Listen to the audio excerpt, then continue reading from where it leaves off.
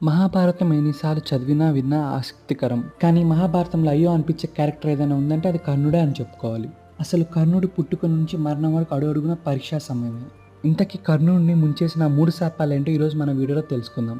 ఆ తర్వాత ఇంటికి చేరుకున్న కర్ణుడు తన విలువిద్య నైపుణ్యాన్ని పరీక్షిస్తుండగా ఒక బాణం వెళ్లి ఆవుకు తగులుతుంది. అప్పుడు అదే సమయంలో అక్కడికి వచ్చిన ఆవు యొక్క యజమాని ఆవు చనిపోవడం చూసి యుద్ధంలో కీలకమైన సమయంలో నీ రథచక్రం భూమిలో కుంగిపోతుందని శాపమిస్తుంది. ఇది కర్ణుడికి రెండవ శాపం. ఒకరోజు కర్ణుడు తన రాజ్యంలో తిరుగుతుండగా ఒక చిన్నారి ఏడవడం చూసి అక్కడికి వెళ్లి కారణం ఏంటి అని తెలుసుకుంటాడు.